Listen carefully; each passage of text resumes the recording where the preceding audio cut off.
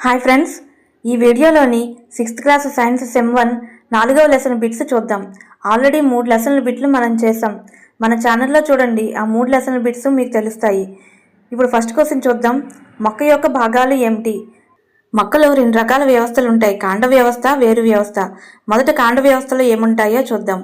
కాండ వ్యవస్థలో పుష్పం, ఫలం, కాండం, ఆకు, కణుపు, కణుపు నిడిమి, మొగ్గ ఉంటాయి. వేరు వ్యవస్థలో ప్రాథమిక వేరు, ద్వితీయ వేరు ఉంటాయి. ప్రతిదాన్ని ఇంగ్లీష్లో ఏమంటారో పక్కనే బ్రాకెట్లో ఇచ్చాను చూడండి. నెక్స్ట్ క్వశ్చన్, ఈ లక్షణాల ఆధారంగా మొక్కలను 3 రకాలుగా వర్గీకరించవచ్చు. ఆన్సర్: గుల్మాలు, హెర్బ్స్; పొదలు, షర్బ్స్; చెట్లు లేదా వృక్షాలు, ట్రీస్.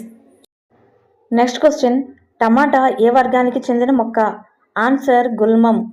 నెక్స్ట్ క్వశ్చన్, నిమ్మ ఏ వర్గానికి చెందిన మొక్క? ఆన్సర్: పొద. నెక్స్ట్ క్వశ్చన్, గుల్మాలు లక్షణాలు ఏమిటి? ఆన్సర్: పచ్చని మృదువైన కాండం కలిగి ఉంటాయి, పొట్టిగా ఉండి ఎక్కువ శాఖలను కలిగి ఉండకపోవచ్చు. నెక్స్ట్ క్వశ్చన్, పొదలు లక్షణాలు ఏమిటి? ఆన్సర్: కొమ్మలు కాండం అడుగు భాగాన పెరుగుతాయి, కాండం గట్టిగా ఉంటుంది కానీ ఎక్కువ మందంగా ఉండదు. తర్వాత ప్రశ్న, వృక్షాలు లక్షణాలు ఏమిటి? ఆన్సర్: పొడవుగా ఉండి గట్టి మందపాటి కాండం కలిగి ఉంటాయి, నేలకు చాలా ఎత్తులో కాండం పైభాగంలో కొమ్మలు ఉంటాయి.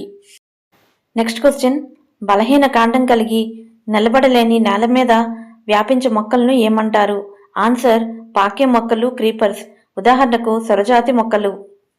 నెక్స్ట్ క్వశ్చన్, దేన్నైనా ఆధారం చేసుకొని పైకి ఎక్కే లేదా ఎగబాకే మొక్కలను ఏమంటారు? ఆన్సర్: ఎగబాకే మొక్కలు, క్లైంబర్స్ అంటారు. ఉదాహరణకు మనీ ప్లాంట్, చిక్కుడు, ద్రాక్ష. నెక్స్ట్ క్వశ్చన్, కాండానికి అంటుకొని ఉన్న ఆకు భాగాన్ని ఏమంటారు? ఆన్సర్: పత్రవృంతం, ఇంగ్లీష్లో పిటియోల్ అంటారు. నెక్స్ట్ క్వశ్చన్, వెడల్పైన పచ్చటి ఆకు భాగాన్ని ఏమంటారు? ఆన్సర్: పత్రదళం, లామినా అంటారు. నెక్స్ట్ క్వశ్చన్, ఆకుపై ఉన్న గీతలను ఏమంటారు? ఆన్సర్: ఈనెలు, వెయిన్స్. నెక్స్ట్ క్వశ్చన్, ఆకు మధ్యలో ఉన్న గీతను ఏమంటారు?